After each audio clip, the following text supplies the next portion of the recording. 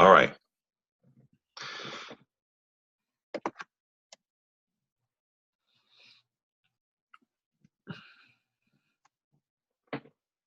So I've been starting each session with the lighting of some incense. This is not sage, it's Nag Champa, which is my favorite, next to Dominican incense. And just to create holy space for us. And there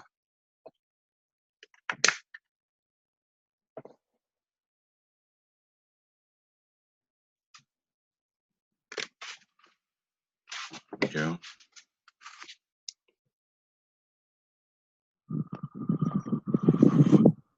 All right. Here we are. So I have this calling in the archetypal energies written by a man named Jerry Bowes, which was uploaded to MKP Connect. And let's start with the magician. Call forth your magician. Your magician brings healing and problem solving, provides ways to deal with your fear after you are out of immediate danger. More than that, your magician has access to more than logic. It is your magician that holds your intuition and insight. In times when you run out of logical solutions, your magician sees spiritual and metaphysical things not often apparent. Trust his insight as your insight. Trust your ability to use the quiet to heal. Welcome your magician as your ally today. Oh. All right. So why don't we go around the circle and we can introduce ourselves. Oh, I have a reflection question first.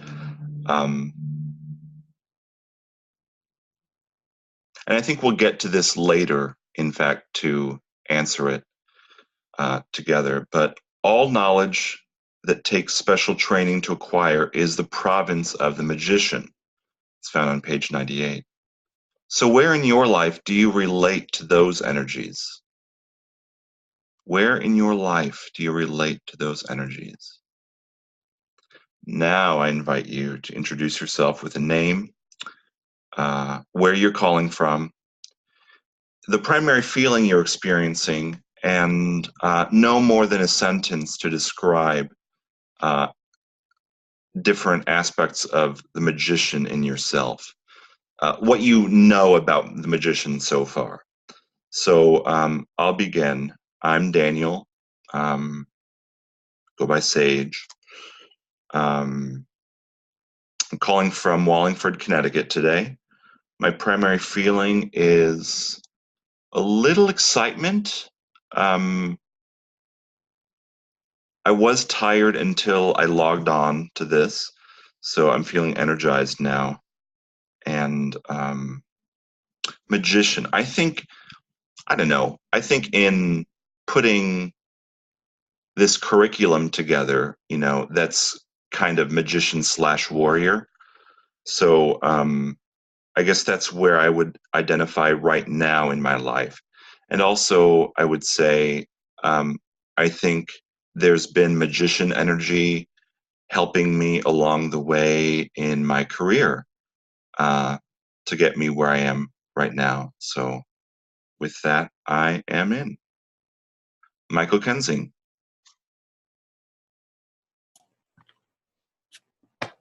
Mike Kensing, Fierce Kind Deer. I'm calling from the humble little town of Brewster, New York. I am really grateful to be here, and I'm feeling tense today, and I'm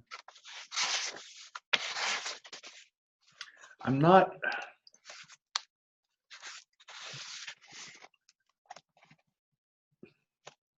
really clear on how to respond to that question. The part of me, when I came into mankind, about showing up willingness to keep showing up, to be open to possibility. That comes to mind. And so for that, I will share that, and for that I'm in. Okay. It's kind of a diagnostic question also, just to see what people know about magician. So it's check-in, but it's also a diagnostic tool. So you know that. David Govaker? Yeah, Brooklyn, New York. Checking in with a lot of joy and excitement. Looking forward to this chapter in the series. What comes up for me around magician stuff in me is creativity in terms of teaching and continually learning, finding new ways to convey old concepts like this stuff. Really proud of you, Daniel, for the work you've done in putting this series together. And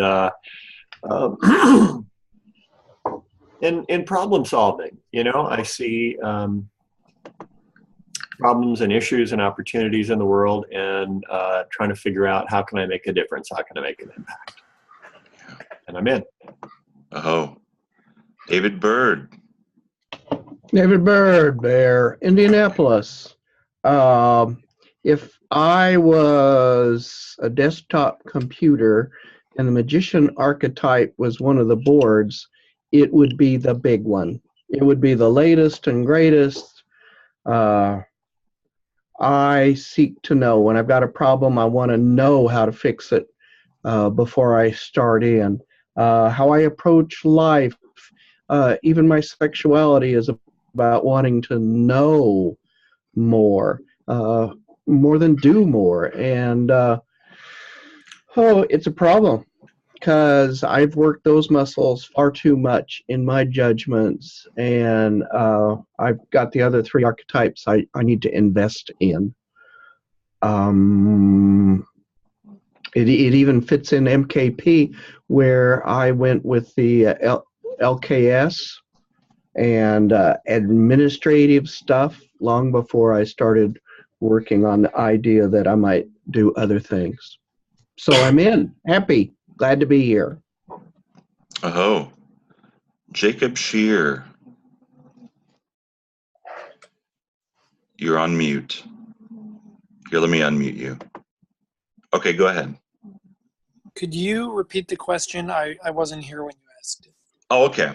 So name, where you're calling from, your primary feeling, and no more than a sentence to identify the aspect of yourself in which the magician energy, as you currently understand it, is detectable.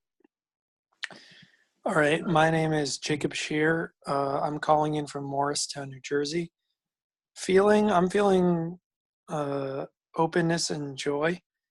I feel like I think that the magician to me is one who's almost, there's like a sixth sense, like an intuition about like situations, like what needs to happen when, who could sit where, who could, like knowing which two people in the room could pair up together and maybe they would like have a fruitful business together, sort of like having a sixth sense about how to change the orientation of what's happening to make something new. Great. And with that, I'm in. All right. Stavros. Hi, everybody. Sorry to be late. Stavros, Noble Radiant Owl, calling from New York City. And the feeling I'm feeling that I'm trying to let go of is anger. I did everything right, and I couldn't get on board with online with this. I finally did. So it's still with me. I'm trying to let go of it. And so as I step into gratitude for being here. So the magician was apparent to me in my predisposition to share my knowledge or anything that I have that's good, that benefits others and is transformative and helpful to a more common good. And with that, I'm in. Oh, okay. So let's open up, if you have a book, to page 98. And it's just a few paragraphs into the chapter. Page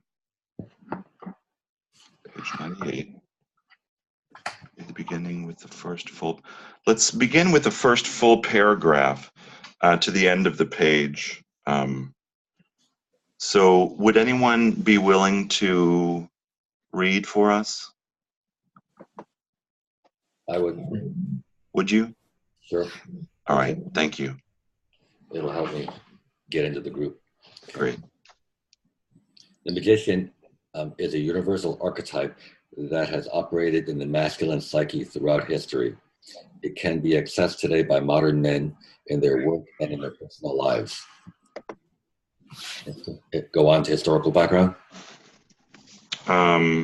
Page 98. The first full paragraph to the end. Okay. So you read the last paragraph, I think. Okay, so what the opening line is, the energies of the magician? Correct. Yeah. Okay, sorry about that. Okay. The energies of the magician archetype, wherever and whenever we encounter them, are twofold. The magician is the knower, and he is the master of technology. Furthermore, the man who is guided by the power of the magician is able to fulfill these magician functions in part by his use of ritual initiatory process. He is the ritual elder who guides the process, the processes of transformation, both within and without. Okay, and one more paragraph. Yeah. The human magician is always an initiate himself, and one of his tasks is to initiate others. But of what is he an initiate? The magician is an initiate of secret and hidden knowledge of all kinds. And this is the important point. All knowledge that takes special training to acquire is the province of the magician energy. Whether you are an apprentice training to become a master electrician and unraveling the mysteries of high voltage, or a medical student grinding away night and day studying the secrets of the human body and using the available technology to help your patients, or the would-be stockbroker or student of high finance, or a trainee in one of the psychoanalytic schools, you are in exactly the same position as the apprentice shaman or witch doctor in tribal societies. You are spending large amounts of time, energy, and money in order to be initiated into ramified realms of secret power. You are undergoing an ordeal, testing your capacities to become the master of this power. And as is true in all initiations, there is no guarantee of success. All right. So I think what I know of some of you, you've gone through initiatory processes. I mean, not just an MKP type thing, but other things. So the question that I'm posing now is, where in your life are you or have you been a knower and the master of technology? Something you've invested deeply in and are still learning or ready to initiate. So I just open that so anyone may begin.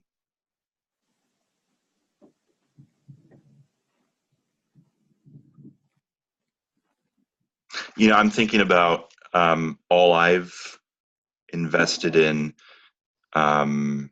going through seminary, training. Like I did 2 church internships, year-long.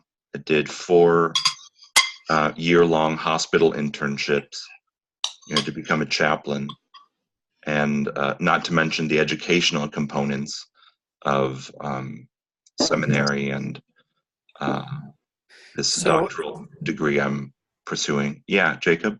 Is the question you're asking, when have we been the initiator, or when have we been in the initiation process in any capacity? Okay. So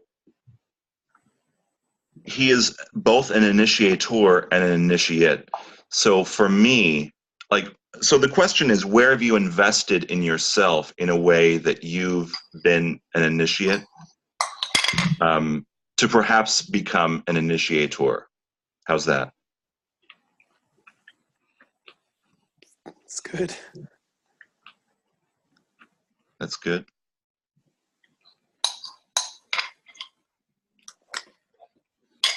Have any of you had careers where you've... Are you done, Daniel? Are you done? Oh, yeah. I'm just throwing it out. Okay, because you were speaking about yourself at length before Jacob spoke. Okay, so I'll be happy to go next. I feel twofold. I feel very much the initiant and the initiator, both in my career as a photographer, where I've reached a level of proficiency and respect in the business community, and I have people working under me that look to me for information and know-how. But that's an easy one. But I think my spiritual path has been something called A Course in Miracles, which I've been studying for 7 years, and that's where I feel most as the initiate and the initiator and the continuing initiate as well. It's as I bring others to this awareness, or help others to this awareness, I'm growing myself, and also in the giving of this, I'm receiving as well, because the actual act of sharing is enhancing in itself and strengthening, and that's that's been my goodness, the pleasure in itself of doing it, if I can say pleasure.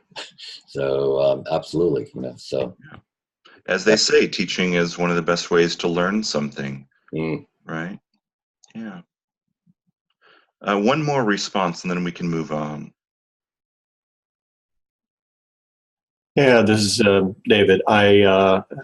My career as a physician, as a family physician, definitely one of those that was highlighted in the book, in the reading, and I recognize what Stavros and you are saying is that for a while I was a teacher of family medicine, and so the opportunity to continue the learning and be the initiate at the same time that I'm teaching others and being the initiator, those two elements of the magician quadrant really feed off each other.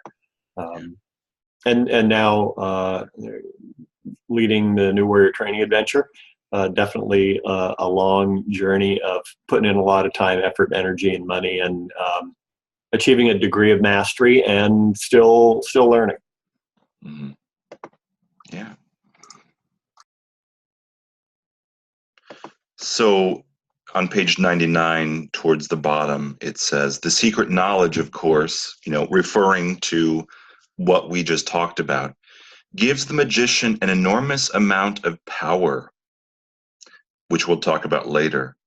And because he has knowledge on the dynamics of energy flows and patterns in nature, in human individuals and societies, and among the gods, the deep unconscious forces, he is a master at containing and channeling power. Okay. So would someone read the first paragraph of the section Historical Background on page 99 and read to the first, let's see. Yeah, first paragraph right before where I stopped. I can read. All right, thanks, Mike.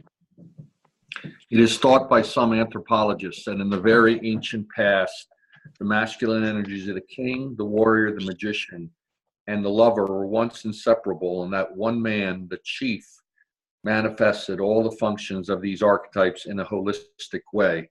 Since all four of these energies are in the masculine self and balanced there, maybe that the chief was the only one in the tribe who experienced himself as a whole man.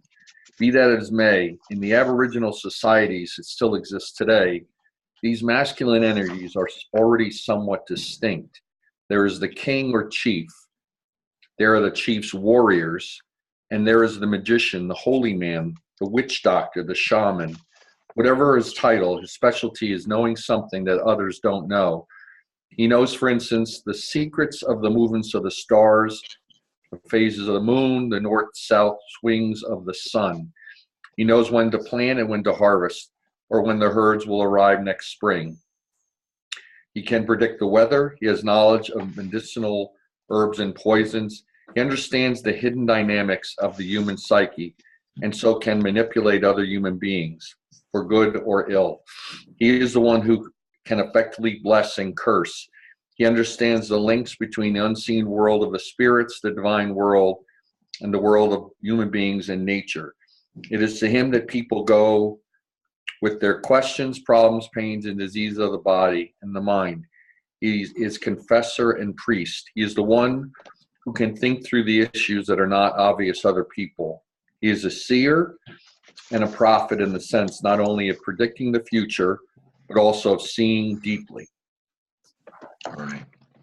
So one of the objectives for Jung, of identifying each archetype is to become conscious of its attributes and to reintegrate them all into a fully individuated self, conscious and unconscious, the king, magician, warrior, and lover. And of course, as we mentioned before, Moore and Gillette, to a certain extent, are interpreters of Jung, who was an interpreter of Freud. And I'm an interpreter of Moore and Gillette, I suppose. And that's one of the things we do on an NWTA, isn't it? We find out that, or we teach that the initiate is the gift. They have all the things within them already. And that's, I think, a beautiful idea. Flip to page 102, and I'll read the first two paragraphs. Ours is, we believe, the age of the magician, because it is a technological age. It is an age of the magician, at least in his materialistic concern with understanding and having power over nature. But in terms of non-materialistic, psychological, or spiritual initiatory process, the magician energy seems to be in short supply. We've already noted the absence of ritual elders who can initiate men into deeper and more mature levels of masculine identity. Though technical schools and trade unions, professional associations, and many other institutions that express the magician energy in the purely material world flourish and provide initiatory processes for those who seek to become masters in this sense, the magician energy is not doing so well in the area of personal growth and transformation. Ours is an age, as we've said, of personal and gender identity chaos. And chaos is always the result of inadequate accessing of the magician in some vital area of life. Then he says, two sciences, atomic physics and depth psychology, still do the work of the ancient magicians in a holistic way that brings together the material and the psychological sides of the magician energy. Each seeks to know and then to at least partially control the very well springs of the same hidden energies the ancients probed so profoundly. So that was a tough pill for me to swallow, because Moore and Gillette open up a discussion on quantum physics or quantum mechanics here. And they also, I would contend, mislabel what he was looking at the time in 1990, post-structuralism and the rejection of classic gender roles, as chaos. So we'll spend about the next half hour examining these two areas of the discussion. And I think we can get a little juicy here because this is, we'll probably get a little deep here. So, oh, all right. Let's just stop and talk about that for a second before we move on. I think I want to revise this part of my curriculum. But what did you see? What did you read? What did you observe in that part of the reading? What were your reactions to that? The chaos part, especially. My reaction to earlier in the chapter, Okay. earlier in the paragraph about mastering the technology, and that the spiritual side has been neglected, has been, what I read into that is our losing, being confused by the form and not looking at the content. That form is becoming everything. People are identifying everything by its appearance. That people are hung up on labels and action, and that the content underlying meaning of it is missing. And I think that's even further illustrated with the subatomic physics, and the depth psychology, in that as I understand subatomic physics, is everything is just a bunch of electrons and neutrons and protons all swirling around, even though it may seem solid to me. And and that could be said about appearances and our depth psychology.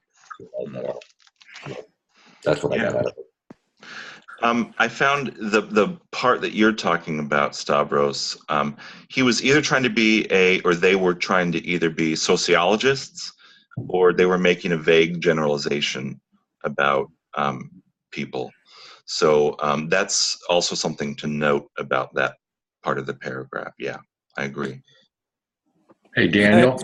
Yeah, Mike? I just had this reflection of being in a 50 plus, the era of technology. There's many of us in my boat where, and even in the last position I was in, basically it's a generation of people that don't have the skills, but have a lot of wisdom to bring. And I'm talking about in the workplace. So we have a generation of people in their late 50s who are being phased out, who are retiring, and so all that wisdom, all that knowledge, I kind of think of this ritual elder is leaving organizations and companies. Companies want new, they want less experience, they want to train them the way they want to train them. And it's just like this whole mentality about that group, kind of put them off, send them out to pasture. There's so much tremendous wisdom. I think about it being in organizations where they have such rich knowledge, and that's being gone. It's going. So I kind of equate that with, when I talk about the limitation of the absence of ritual elders. That can be in any entity, but it's talking about wisdom. Yeah. So I just related that to my own experience. Yeah, and so the part that they haven't said, the connection that you're making, is that they're trading in one aspect of magician, the ritual elder, for another aspect of magician, technology. And they're putting all their stock into technology. Well, here we are making vague generalizations, but I think, from either anecdotal evidence or really statistics on the labor force right now, you're absolutely right that we're phasing people out based on their age, even though that's discriminatory. Great example. Yeah. Jacob? Yeah, I would like to make a comment. Sure. like a lot of the things that appear to be discriminatory, like phasing people out based on their age, really just stem from an absence or an overabundance of one of the archetypes, in my opinion. Ah, And earlier when you said, can you think of a place where the magician appears in your life? I honestly couldn't think of one, because in my opinion, it's like the master tradesman raising up the younger tradesmen in whatever it is. Let's say it's alchemy or mhm. coppersmithing or whatever. Yeah, yeah, That doesn't exist. There's like an industrialization of education. And when you were saying the medical student, to me, all my friends in medical school are completely losing their minds because it feels so industrial to them. They're just being fed information, and it's almost like all warrior energy, in my opinion, that when we're talking about technology, although that's the realm of the magician, it's been hijacked by the warrior who's like, all right, how can we use technology to beat China, or how can our yeah, company beat this other company based on technology, rather than like the example I'm about to give is using chemicals for agriculture. That in the past there was a more judicious, like, let's use this chemical sparingly in only the situations we know it will help, whereas today it's let's spray as much chemical as possible, and if there's any negative consequences, let's get another chemical that'll undo those things. It's yeah, like it's like a warped magician. It's not like really wise. It's like an immature magician who's like trying to use its knowledge but is unsure of how to apply the knowledge. yeah. Yeah, perhaps purposely misapplying. And we'll see later that we won't read the passage, but you're free to under the shadow magician. You know, of course, more taught in a seminary, a graduate theological institution, and one of the passages was, he other students were telling him that people were like, very shadow magician. The professors were very shadow magician, trying to cram information into their throats, that sort of thing. So you're absolutely right. It seems less magician and more something else, and it could be warrior, absolutely, or the implications or the applications could be warrior, or they could be the shadow side of warrior too, Well, I'm as well as shadow magician. Yeah. I think just to clarify what I said, Uh-huh. that technology, I think it's discovered by the magician, but it's Ah. used by the warrior.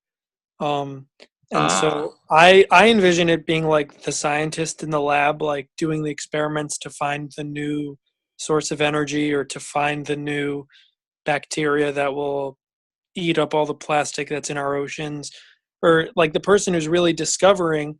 So therefore the magician is not only the one who is like the young blacksmith learning from the older blacksmith, but it's also like the person learning the discovering knowledge from the ultimate quote unquote source of knowledge, which you could call God or the universe, or like tapping into some untapped well springs of knowledge. Got it. I met someone yesterday, a volunteer at my nursing home hospital thing where I work, and I asked him, well, before you were a volunteer, how did you fill your days? And he was almost ashamed to tell me. And then, after a little more prodding, he was like, yeah, I was a research scientist for a pharmaceutical company. And it hit me that, he felt that his knowledge had been hijacked and used for, purposes that he purposely, didn't intend at all, because with pharmaceutical companies being in the pocket of insurance companies, or is it insurance companies being in the pocket of pharmaceutical companies, or what is it? What's happening there?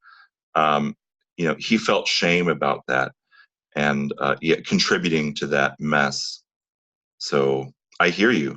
That's Yeah. absolutely a great observation. Is shame related to the magician at all? Because I was going to say earlier that there's lots of shame surrounding like the initiation process, at least in our culture, like in schools, like you didn't get a high enough grade, or you know what I'm saying? That's at least been my experience with that. Well, we heard shame repeated in the King chapter.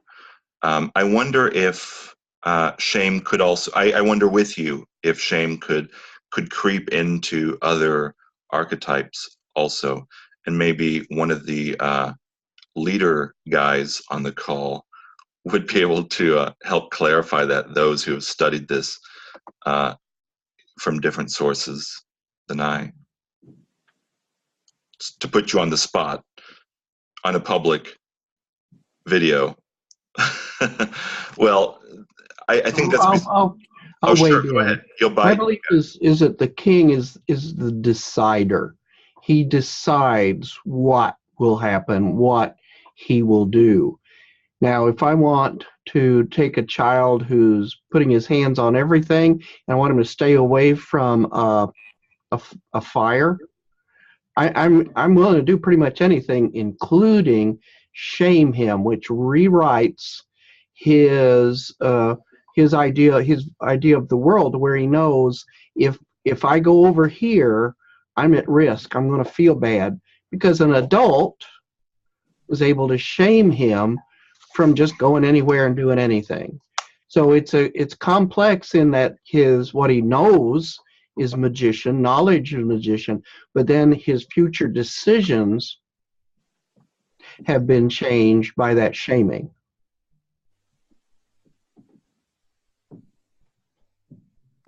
Yeah, my perspective is that if shame had to live in one quadrant, it would be the King quadrant. And I know that there are other systems of thought which say that each of the quadrants has their own version of shame.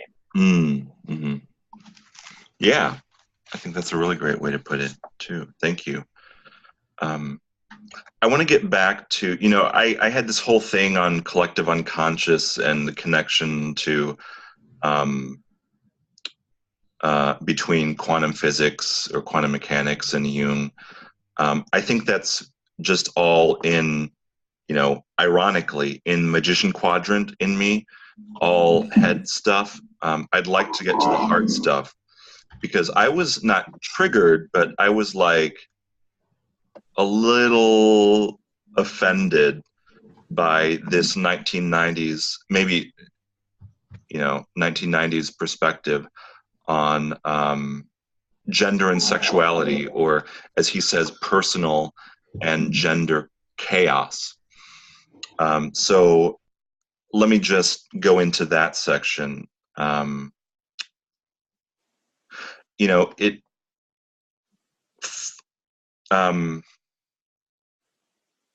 There are two relatively new areas of study now called gender studies or women's studies, and queer studies, aka LGBT studies or LGBTQ plus studies. And it seems that Gillette and Moore make a very illiberal statement, even for the time. They say ours is an age, as we've said, of personal and gender identity chaos. Chaos is always a result of inadequate accessing of the magician in some vital areas of life. So we can only speculate that as to the rationale of the authors on this point. Perhaps they wanted to hold on to traditional gender norms. One can reasonably assume, given the context, that when they're talking about personal chaos, they're pointing to differences of sexual identity and, by extension, pointing to their own heteronormativity. Whatever the case may be, for the purposes of this study, we will excuse the fact that they did not recognize the magician quadrant at work in the personal and gender identity chaos. So we can apply their arguments to gender and sexuality studies. So it's my contention that sometimes chaos can be creative. Sometimes chaos can be part and parcel of magician, though it may not seem like that at all. And I'm getting this from like post-structuralism, where new ways of thinking, new categorization, or the destruction of certain categories creates new knowledge and new ways of thinking. So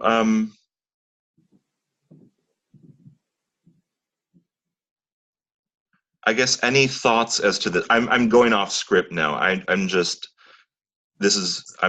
not liking what I wrote here. So any other thoughts before we move on? Hey, Daniel? Yeah. I'm just curious, when you talk about the word chaos, what does that mean? What are you talking about? Change or mess or I don't know. What does that word mean? Well, I think, before I define it for myself, and it would only be my perspective, I think they categorize something as chaotic when it was just a matter of them not understanding.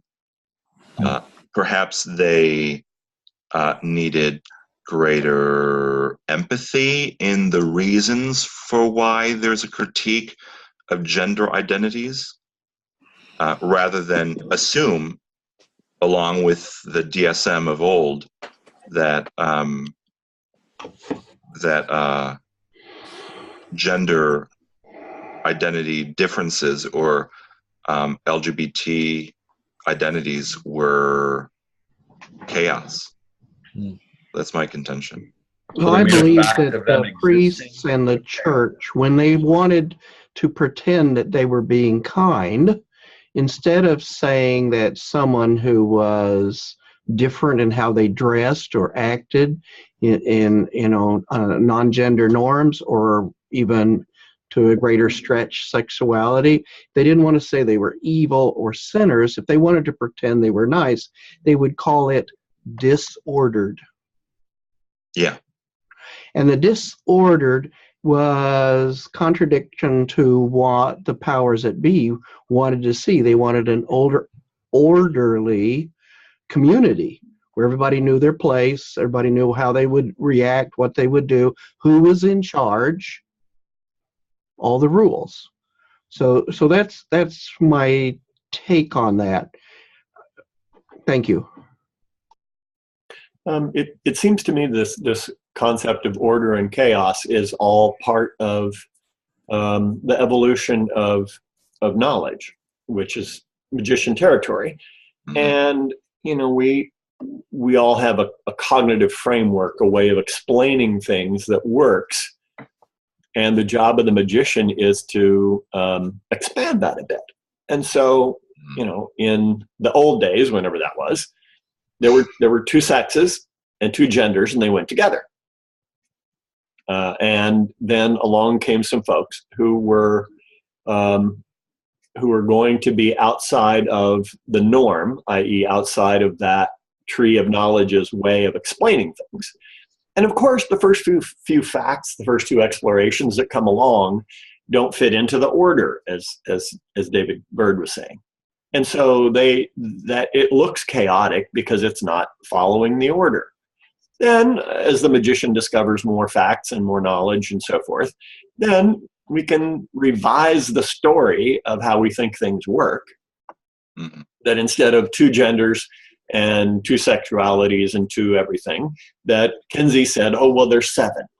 And then maybe after that, there's really just a spectrum with an infinite number of expressions around sexuality, and it changes over time.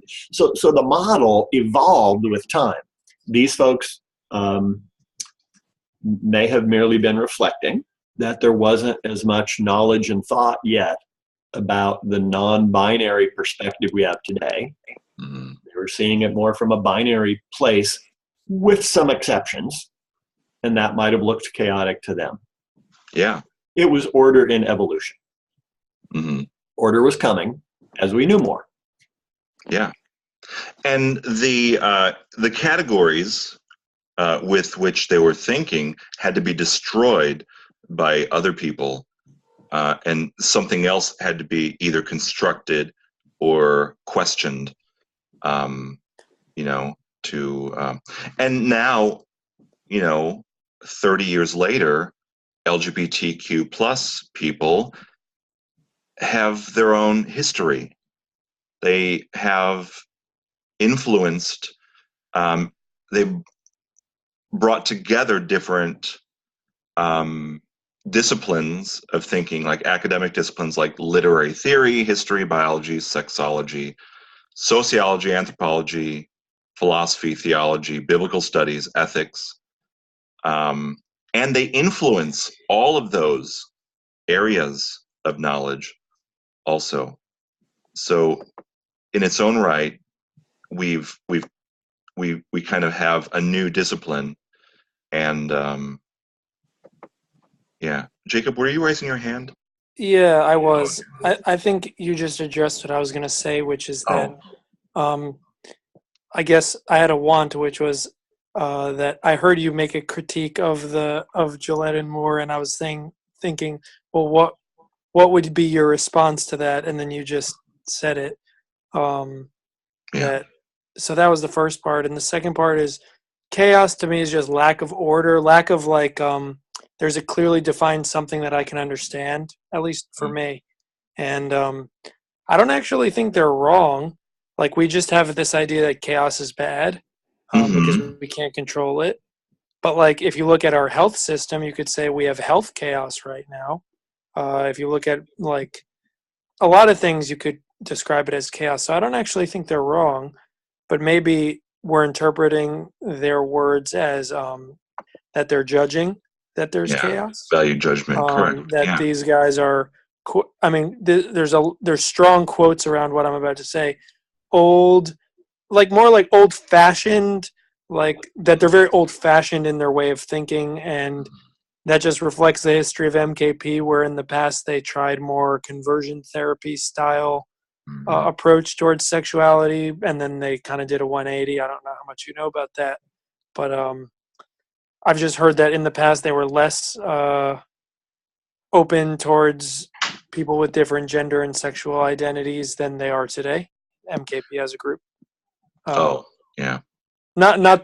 these guys, not Gillette and Moore. But yeah, I just think chaos is hard for people who are in power to deal with. Yes, that's it. The power, right? Well, I want to add something to that also, if I can. The word chaos in itself is not so absolute, because anything we don't understand is chaos. I mean, if you ever listen to the music of Cecil Taylor, the very first time I heard him, I just didn't know what this was. It sounded like an avalanche of music. But now, over the years, I've become more attuned to it, and I can see and hear something in it. So, I think we're being too quick to accept the word chaos on face value, and I would give Moore and Gillette a pass also on that, where the last sentence is, ours is an age, as you said, of personal and gender identity chaos, and chaos is always the result of inadequate accessing of the magician in some vital area of life. I don't think they exempt themselves from that they don't have the magician capabilities at this point too. I don't, so the word chaos doesn't trigger me like that. Because because the chaos is in the eye of the beholder. Yeah, granted. And you made me think of like Stravinsky. Yeah, precisely. Yeah. And people leaving and like rolling on the floors like they were listening to Sinners in the Hands of Angry God or something. Right, they didn't understand that music. And I mean, and that's the whole thing you mentioned earlier about chaos being necessary for change. Where the thing is, though, I mean, as a species, we don't change. We really don't spend time thinking about something until it's hard to ignore. And I mean, so so it's really I mean, so yeah, it's let's look at our evolution. Yeah. Just, I mean, think about we're here, we're queer, get used to it, is challenging the idea of well, can we see exceptions to the current rule? Can we acknowledge that they actually exist, and can we change our frame of reference to be more inclusive? I don't think we always need to destroy the old. Sometimes it's a matter of modifying, fixing, enhancing, and sometimes the old system just has to go. Daniel, are you going to get to the observant ego in the discussion today? That's the next section. The magician in his fullness. So okay, because once again, you know, I'm really hung up. I mean, I really spend time thinking about form and content. You know, and at its deepest level, LGBT, trans, whatever, you know, like, as you know, when you meet somebody who's different, when you meet somebody who appears different, basically you're being a slave to form, and you're not looking at content of a human being, of a person. And so I think the magician is someone who has his eye on content and is not deceived by form, not deceived by appearances. And that's and you know, so one may think that the magician has one foot in the present world and one foot in the spiritual world. Well, I don't think it's that esoteric. I think it's, you know, that he sees past appearances. He's not fooled by appearances. Good.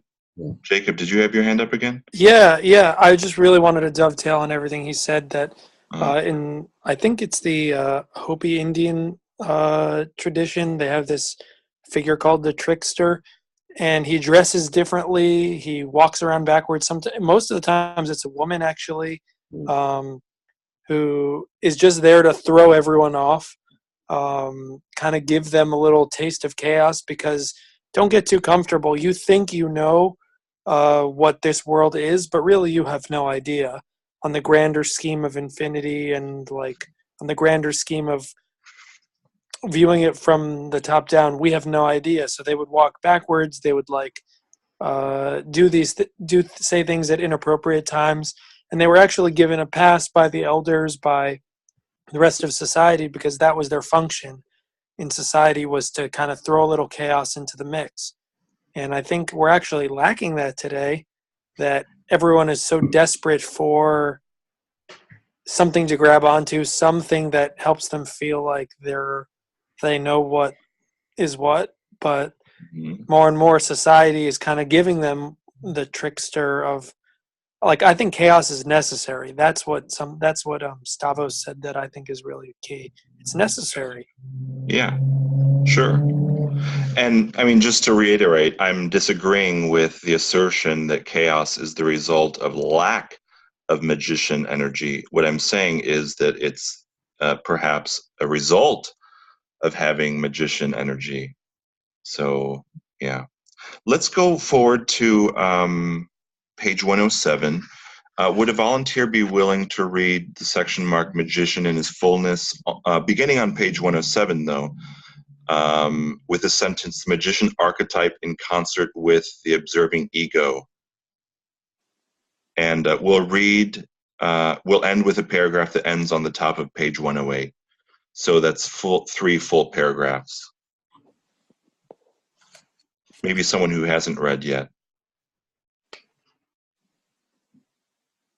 Does everyone have a book? I see some people looking down. Oh, David Bird was looking at. David, do you have a? I do. Linda, read.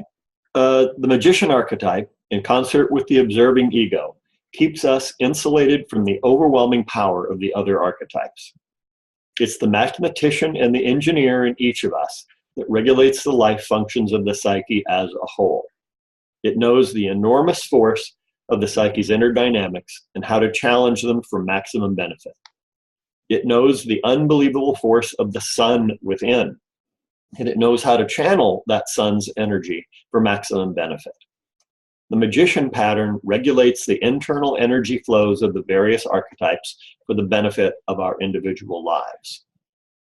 Many human magicians, in whatever profession or in whatever walk of life, occult practitioners as well, are consciously using their knowledge and technical proficiency for the benefit of others as well as themselves.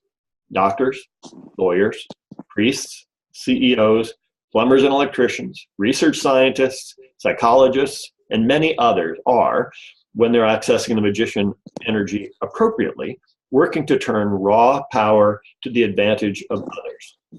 It's true of the witch doctor and the shaman with their rattles, amulets, herbs, and incantations. It's equally true of the medical research technicians who are looking for cures for our most deadly diseases. Magician energy is present in the warrior archetype in the form of his clarity of thinking, which we've already discussed in some detail. The magician alone does not have the capacity to act. That's the warrior's specialty. But he does have the capacity to think.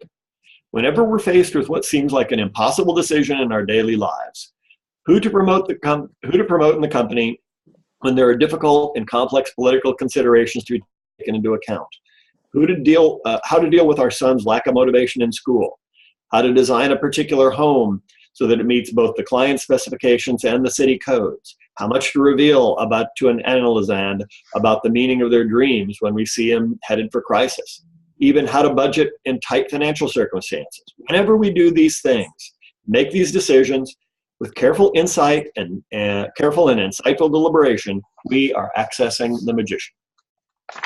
Great. And there was a lot more that I wanted us to read. I know that was a long section. There was even more that I wanted us to read, but we really don't have time to get to today.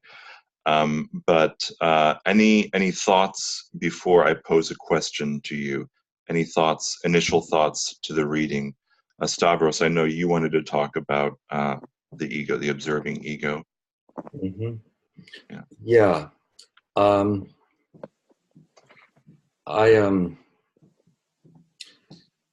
This is very personal, but I mean, well, actually it's quite universal.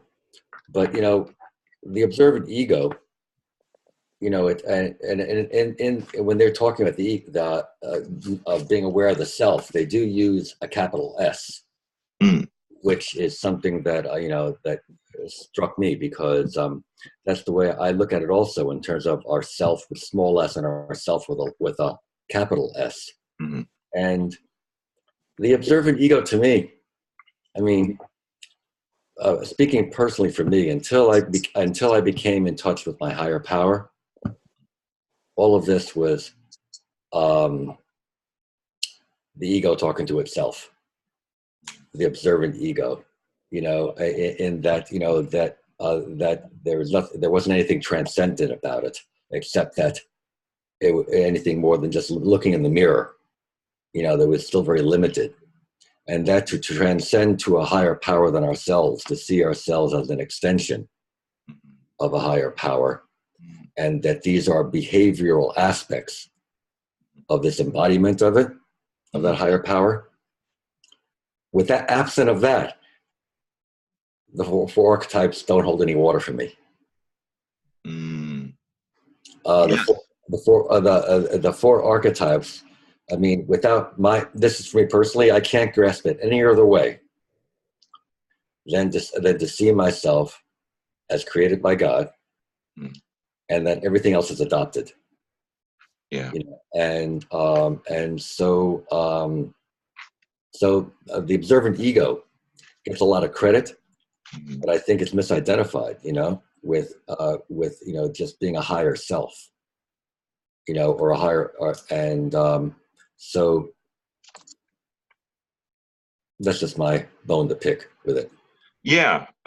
There's a section there that says, on the bottom of 106, while it is sometimes assumed in depth psychology that the ego is secondary in importance to the unconscious, the ego is in fact vital to our survival. Mm-hmm. So just, to nail down what you're saying as perfectly relevant, self is sometimes capitalized in Moore's writing, not just this book, because he's referring to Hans Kohut and the the founder of self psychology. So he's influenced by that, as well as Adler, as well as Jung, obviously. As Jung was interested in the integration of self, as we were talking about earlier, the unconscious and conscious, the king, warrior, magician, lover, together. All of it creates the person. If I get another quote from the book, Yeah. they quote that when C.G. Jung, when he was asked if he believed in God, he replied, Yeah. "Do I believe in God?" He wrote, and he said, "I know." Yeah. Which was personally gratifying to me, because to believe leaves room for disbelief. Also, it implies being convinced, Mhm. but to know, Yeah. is in a realm in itself. It's knowledge is in itself just once you know something, you can't unring the bell. Right. To quote David Govaker. And so when you know something, you can't unring the bell. So I love that Jung said that, because it tells me that Jung was truly. I mean, there was a French philosopher. I don't know. I forgot his name. People say we're human having a spiritual experience, and what he said was we are spirit having a human experience.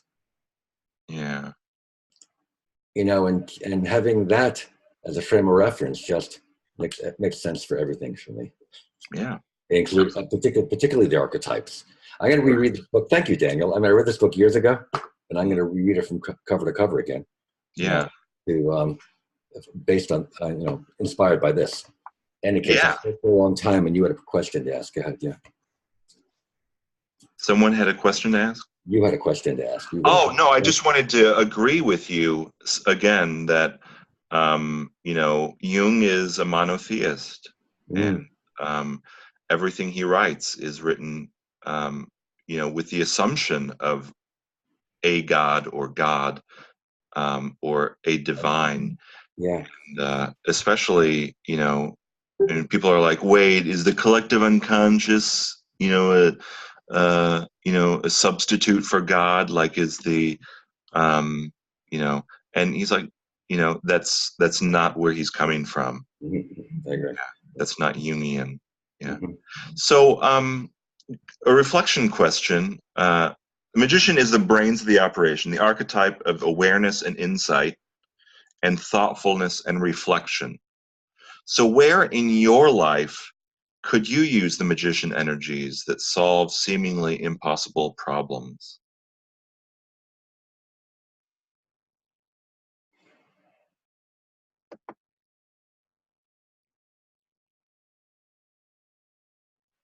Did I just kill the conversation there? No. You're thinking? You made me uncomfortable. Okay. Well, I'll wade in.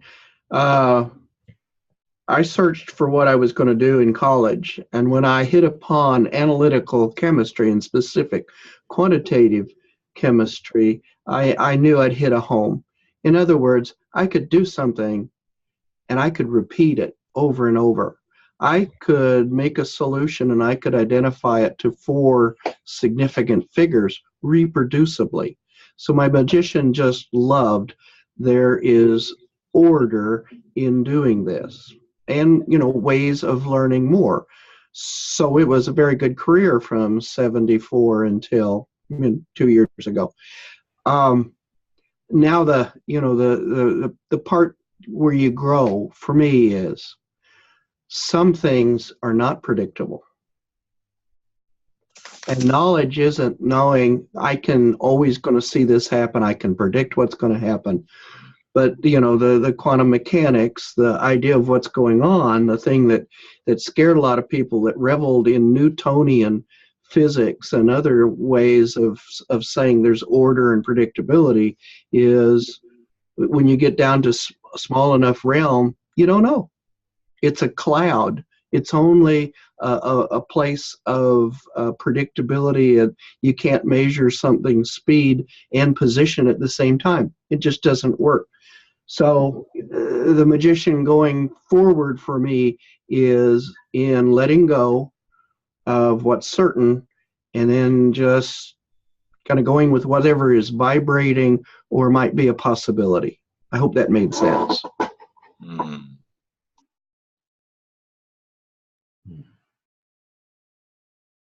Yeah. So for me, it's trying to figure out what might come after the GBTQ gateways for gay, bi, trans, or queer men who finish the NWTA and want more. Right now, MKP doesn't necessarily have specific development experiences for them, but I think we should. And I need to figure out what that might be. Welcome, magician. Yeah, absolutely. And welcome, Gary, too. Gary, did you want to check in? I know you've been on the call for a few minutes, but I wanted to give you an opportunity to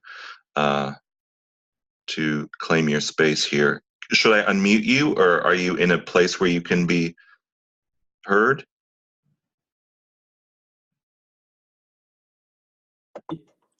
Sorry, go ahead. Hi, can you hear me now? Yeah. Hi, this is Gary, Wild Eagle. Thrilled to check in. On this holiday weekend, we've had other family here, and happy to catch the last part of the broadcast. Where are you calling from? Morristown, New Jersey. Okay, great. It's recycling. All right. So let me mute you again. Okay. And does anyone else, where in your life could you use more magician energy, or integrate rather the magician energy into your self?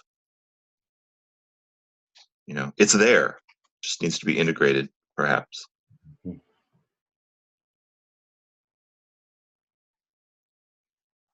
Or are you great magicians already? No one will speak. I will. I mean, yeah, please do. Yeah, I certainly could access my magician energy more than I do, in that I have a tool chest full of tools just spread out on the table that need to be picked up in a certain order to get the job done. And there's a procrastination. I couldn't even pronounce it properly. Procrastination in doing it. That which in reading this chapter, there were parts that I felt really good reading. The positive side of the magician, and then its fullness. Oh, that applies to me. But then I got to the negative part, the shadow part, and I didn't like that very much. Yeah. And particularly the part about the innocent, the one who doesn't access the older version of the dummy, who does not live in his power, and yet feels envious towards others that do. So that's my reflection on your question. Yeah. So let's go to the shadow magician portion then, with our remaining time. We have about 20 minutes, so we can do this in 15 minutes, then check out for about 5 minutes. Let's see. I will begin, or does someone else want to read on page 111, where it begins, as positive as the magician archetype is, and end with cruel. So again, it's another large area to read. But, any takers? All right, I'll go ahead and read that. As positive as the magician archetype is, like all other forms of the mature masculine energy potentials, it too has a shadow side. If ours is an age of the magician, then it is also an age of the bipolar shadow magician. We need only to think of the mushrooming problem of toxic wastes poisoning and blighting our planet's environment. The mops and buckets of the sorcerer's apprentice are proliferating as the ozone layer yawns open, and as oceans throw back our trash, As wildfire perishes many species to complete extinction, and the Brazilian rainforests come down, not only destroying the ecology of Brazil, but threatening the global's capacity to produce enough oxygen to sustain many life forms. It was the shadow magician that handed us in the darkest days of World War II, not only the technology of the death camps, but also the doomsday weapon that still hangs over our heads.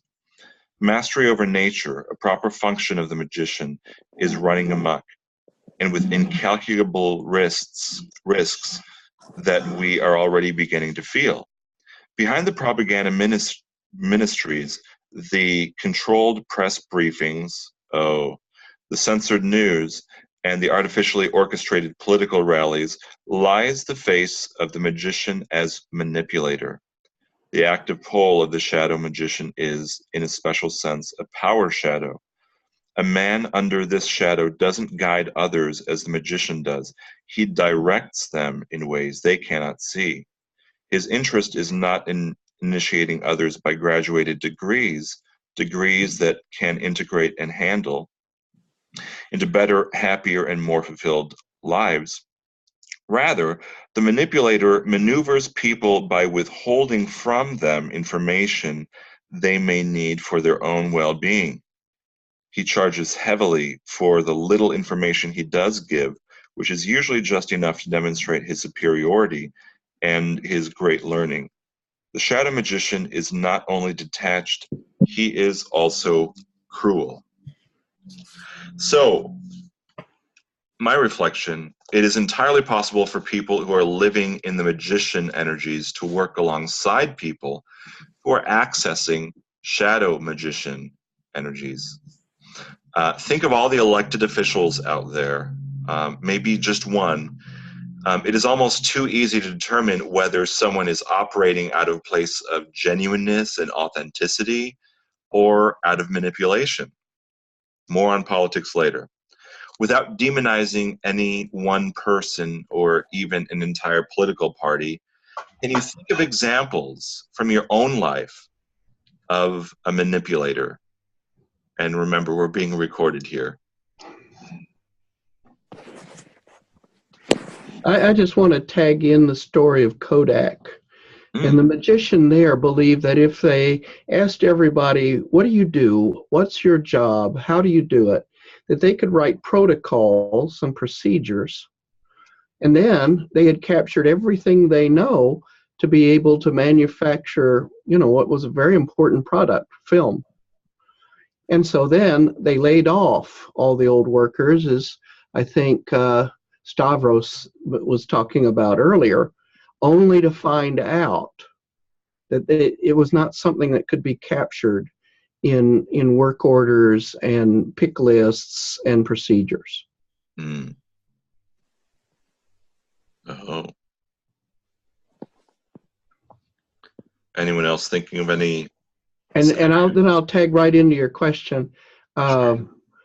My belief is that if I tell somebody to close their eyes, set down their paper, set down their book and their cup of coffee, that they will resist because, well, they will. But if I invite them to set down their papers and set down their coffee cup, and if they're willing to close their eyes and listen to me, that they'll be more compliant. Now, I believe it's true, and I believe it's manipulative. At some degree, this is opening the invitation is, yes, it's honoring and respecting people to make their own choices. There's a both and in there. Yeah. I know it works better. Mm-hmm. Jacob, is your thumb up or? Yeah, for me, the way the questions posed strike me, I get confused because for me, I think what's more helpful is rather than asking what's an area of your life where you could use magician more, since we're talking about the concept of the magician rather than personal growth at the moment, it's more like perhaps what in your life is preventing you from more fully accessing your magician? Like, is there some consideration that way it stays more in the like accessing the magician rather than the actual specifics of what it is that I or another man needs to use the magician for? So for me, the most recent question you asked was about, can you repeat it? Yeah. Examples of the manipulator in your life. Yeah. Yes. So, Who or what? like, just for the purposes of this call, rather than saying like, what's an instance where you've been a manipulator or have been manipulated, more would be more, I guess, enlightening for me now is to answer the question of, in your opinion, what's the payoff of being a manipulator in a hypothetical situation? Or that way it's like still in the realm of like the concept of the magician rather than personal. Sure. So I guess for me, I believe I need to manipulate others when I don't fully trust that my needs are going to get met. And this has to do with like believing that I'm not fully taken care of. Like there's nobody watching out for me.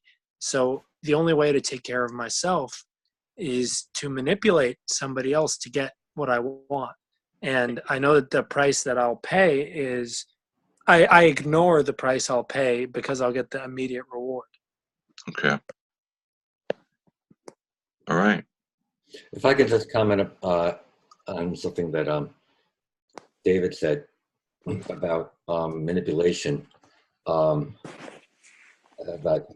giving a directive and giving an invitation as being both big forms of manipulation.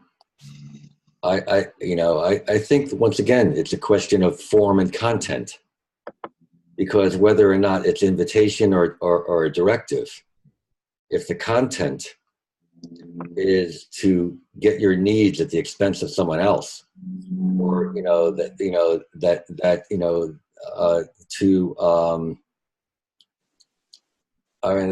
very nature of being greedy is to disregard the needs of others.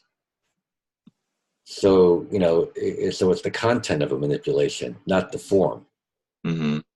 Yeah, remember that, being a magician is helping people access their own power or leveraging power to help other people. Yep. Yeah, that's masculine. Go ahead. Is it about I to the exclusion of you? Is it about I greater than you? Is it about I equal you? Is it about I with you? The ability to impact the world is, not laden with good or evil. It's what's the intent and what's the impact. I think, David, if I say this, is it it's the answer is, there is an answer. It's I am you. And yeah, that may be the next step. I am you. I am you. Right, because we're all part of the same thing. Yeah. We are just, we are one. Yep. Having individualized experiences. That's my personal bias and belief. Yeah. Well, we're ready to move on. I would think, well, just because I'm going to move us on because we need to page 115, the first full paragraph. And I'd like a volunteer to begin the passive pole of the magician's shadow, and ending with harmful as well. Well, that one bothered me. I'm sorry, what? The passive pole, that's the paragraph that bothered me so much. So I would volunteer to read it again because I could use that as a lesson. Okay. Wait a second. The end of the section. So read to the end of the section. So that's the end of the top of page 116. So it's another lengthy section there. Okay. The passive pole of the magician's shadow is what we are calling the naive or innocent one. The innocent one, or carryover from childhood into adulthood of the passive role of the precocious child's shadow, the dummy. The man possessed by the innocent one wants the power and status that traditionally comes with a man who is magician, at least in the societally sanctioned fields, but does not want to take the responsibilities that belong to the true magician. He does not want to share and teach. He does not want the task of helping others in the careful step-by-step way that is necessary in part of every initiation. He does not want to be the steward of sacred space. He does not want to know himself, and he certainly doesn't want to make the great effort necessary to become skilled at containing and channeling power in constructive ways. He wants to learn just enough to derail those who are making worthwhile efforts. While he is protesting the innocence of his hidden power motives, the man possessed by the innocent one, too good to make any real efforts himself, blocks others and seeks their downfall. Whereas the trickster plays his tricks in part for the sake of revealing the truth, the innocent one hides truth for the sake of achieving and maintaining his own precarious status. While the trickster aims at necessary deflation of our grandiosity, the shadow magician, as both manipulator and innocent one, works at deflating us when such deflation is not only unnecessary but harmful as well. The innocent one's underlying motivations come from envy of those who act, who live, who want to share. Because the man possessed by the innocent one is envious of life, he's also afraid that people who discover his lack of life energy and throw him off his very wobbly pedestal. His detachment and his oppressive behavior, quotes, his deflating remarks, his hostility towards questions, even his accumulated expertise, are all designed to cover his real inner desolation and hide his actual lifelessness and irresponsibility from the world. The man possessed by the innocent one commits both sins of commission and sins of omission, but hides his hostile motives behind an impenetrable wall of feigned naivete. Such men are slippery and elusive. They do not allow us to engage them frontally with our warrior energy. They parry our attempts to confront them, thus keeping us off balance by seducing us into endless process of questioning our own intuitions about our behavior. If we challenge their innocence, they will often react with a show of tear-jerking bewilderment and leave us to stew in our own juices. We may even feel ashamed of ourselves for having attributed base motives to them and conclude that we must be paranoid. But we will not be able to escape the uneasy feeling that we have been manipulated. And in that feeling, we will have detected the active role of the magician's shadow behind the smokescreen of innocence. Yeah. So I feel better about it now, having read it a second time. So I wanted us to nail down what the innocent one is, because I feel if we didn't read that entire section, it would be a little fuzzy for us. And, part of what I'm doing in each session is a reflection upon leadership. And I'm using today politics as a reflection upon leadership. First we talked about a manipulator. Now, I want us to reflect upon this example, and then I'll open the discussion anywhere else we see toxic innocence. But perhaps of a local, a state, or a national voting bloc which plays innocent regarding the evils of their chosen political candidate to get her or him elected because they stand for that voting bloc's beliefs and causes. So when this information is pointed out to them by their figure's opponents, the voting bloc turns to identity politics or some other red herring to insulate them from actually dealing with the issue. Then the candidate turned political figure turns a blind eye to cancer-causing chemicals, for example, being dumped into a lake or something like that. That's actually happening.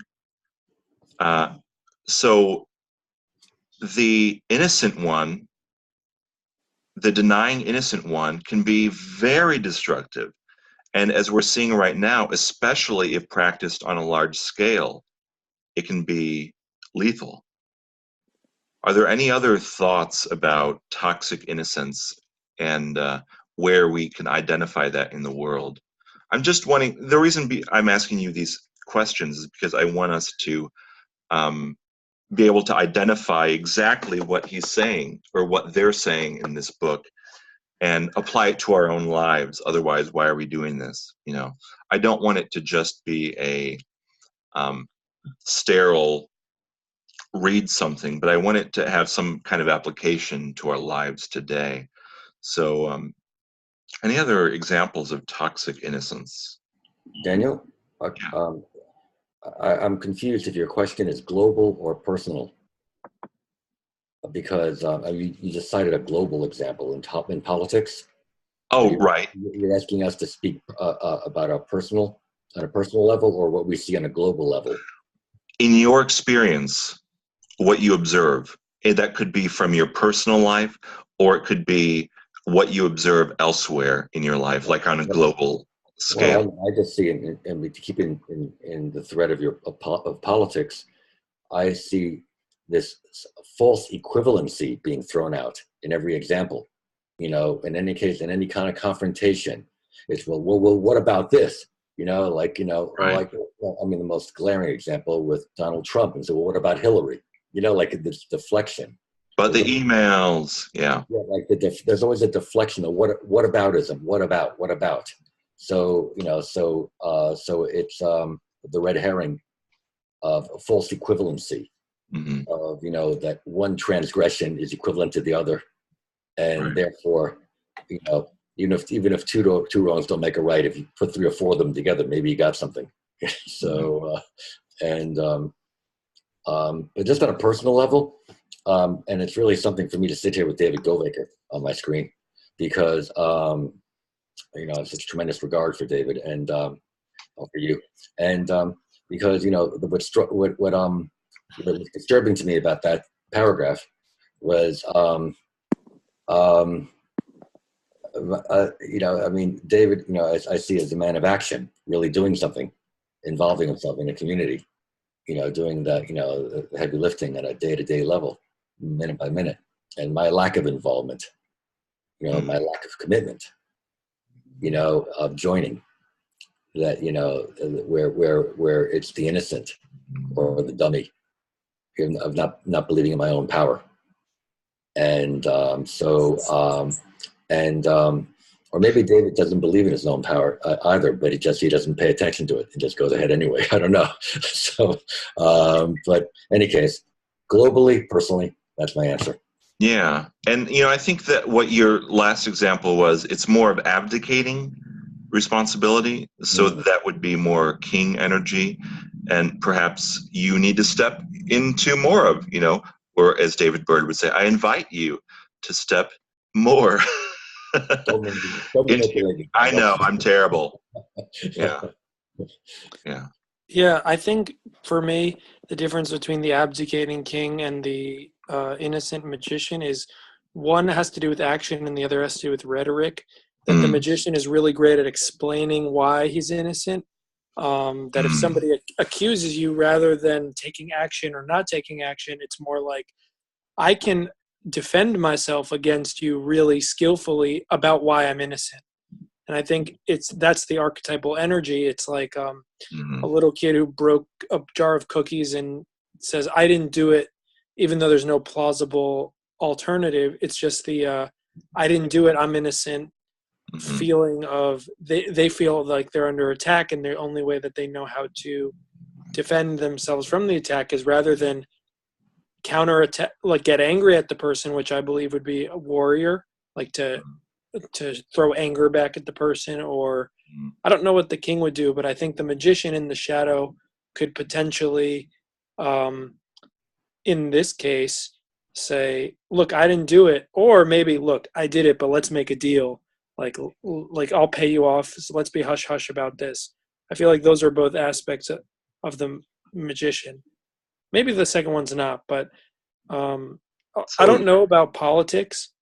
Like, honestly, I just know in my own personal life, in my work, there's several individuals who say, why didn't you do this on time? Oh, well, I did my work. He's the one not doing his work. That's sort of blaming. I'm not sure if that falls under the same category, but I believe it's all about the rhetoric, using the power of the word to to somehow using the word as a weapon rather than as a enlightening, inspiring. I feel like that's the magician's gold, is the ability to use the word and the power of the magic of the word to inspire, to uplift, to transform. And now he's using the word to injure, to deflect, to obscure. Yeah, right. So thank you for sharing ways in your life where you see the innocent one, the denying innocent one working, and perhaps also in your own life in ways that you have acted in that way. I wonder if any of us, to be kind of Gerardian here, can identify ways within ourselves that we have been manipulators or that we have been a denying innocent one. Maybe just give you a few moments to identify that within yourself. We don't have time to answer that right now, but that's something to look at. And David Bird laughs. Do you want to talk about it? Or do you want to go over? I mean, we're already over, so. Well, some things, truisms. The innocent will just deny, I didn't do it. I didn't do it. And the wise king, if he hears someone do something different, it isn't that they're guilty, but that the conversation might need to go on. And one way to hear that the conversation might need to go on is if the guy you're questioning, or woman, wants to know, what do you know? What do you know? What evidence? Do you have a video camera? Because then they're couching what they're going to say, the lies they're going to create, or, by what they know they can get away with, and avoiding what, true evidence you might have. So there's a true innocent who's just going to say, I didn't do it, I don't know, I didn't do it, I didn't do it. And the need for a longer conversation. Yeah, plausible deniability, Fifth Amendment, all that stuff. Yeah. Well, there's a saying, honesty is the best policy. However, that's not true. Honesty is the only policy. Mm. It's a lot easier. You don't have to try to mind read or figure out what other people know in what you say. If all you're saying is what's in your own head, what you believe to, is true, lying is too much work. Yeah. I think if somebody truly embodied the king, they would say, I'd be happy to take responsibility if I did it, but I did not do it. But the innocent magician says, just goes to the defense. Mm-hmm. Sure. You triggered me there, Jacob.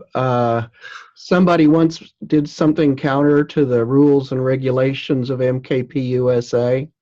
And they were, they'd only staffed 2 or 3 times, and I was going to be a great and wonderful king and protect them from the blasts of, accountability and all of that. And it did not serve me.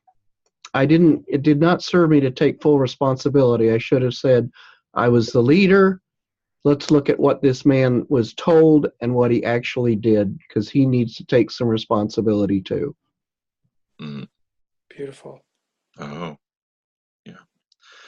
So again, another question that we don't have time to answer, but I invite you to check in on yourself.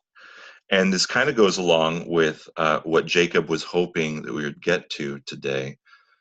Practically speaking, what needs to shift for you so that you can operate within the mature magician energies? Yeah, what needs to shift so you can be that mature mathematician? I'll weigh in, and I hope it's germane. I recognize after 15 years of leading that I've always done safety first. Above all, do no harm. Make it safe so the car can, if you have brakes on your car, you can go faster. Well, that's great. But I've taken it to an extreme.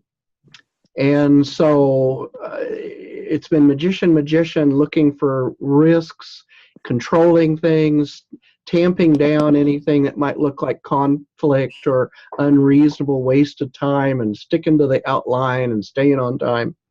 And where I'm at now is I really want to move past that.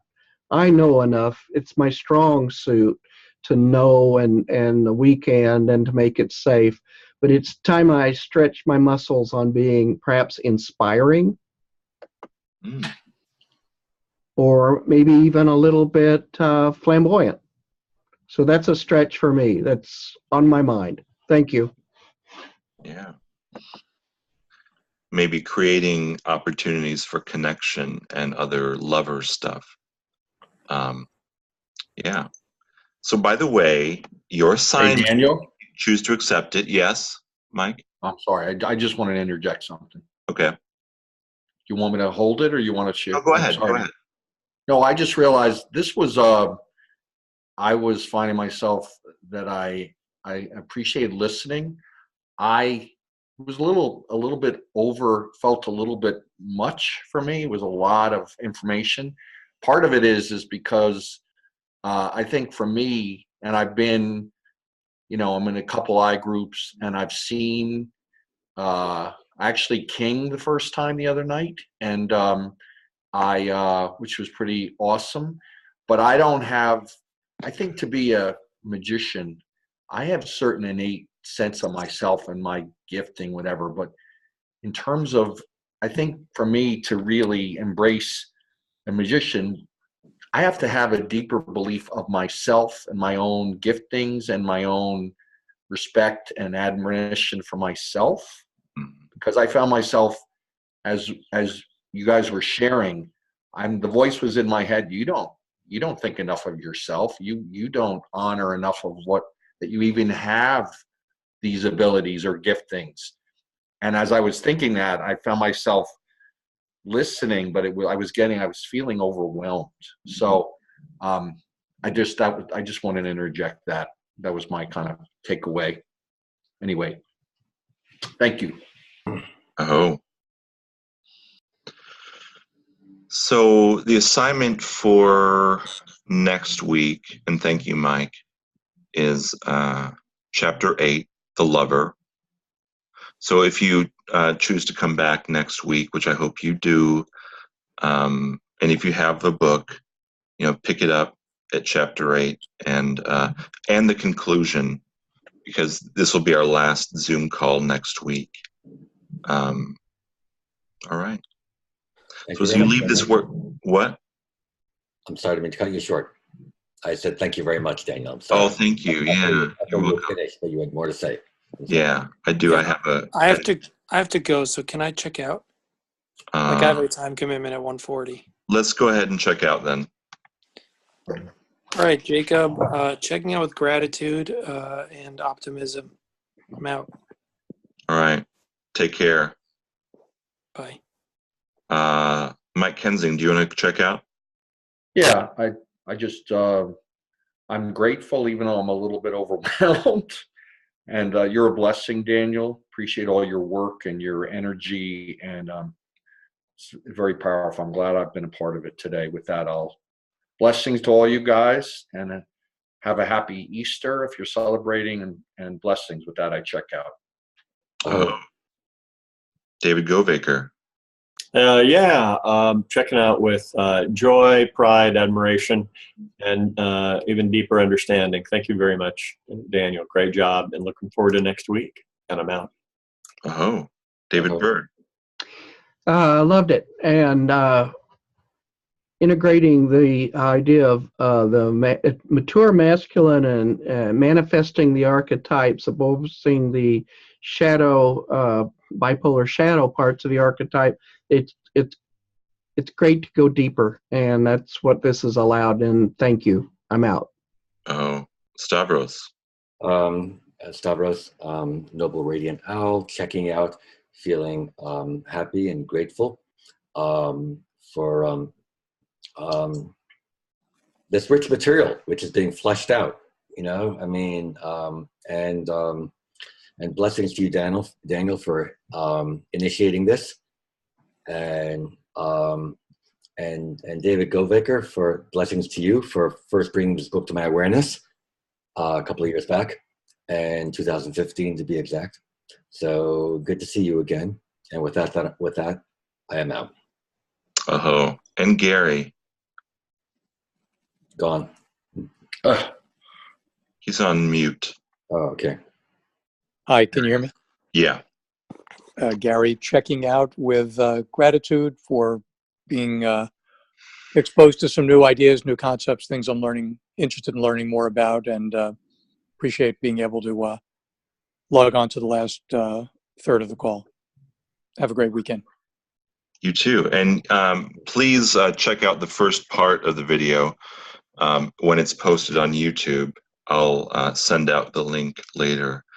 And I'm checking out with a little anger because what I prepared wasn't exactly appropriate to do on a Zoom call. So I'm going to need to go back to the drawing board on a couple sections. But I'm also feeling happy and joy. So my closing remarks are, as you leave this workshop today, reflect on your ability to lead and others' ability or inability to lead. So this session is finished, but we remain in the tomb, which I described in the first session. We summon from the depths the energies of the mature magician. May we positively impact others in our work lives, our families, and our communities. For it is through awareness of our potential impact on others that we may awaken to the mature masculine. I'll see you all later. Oh, thank you.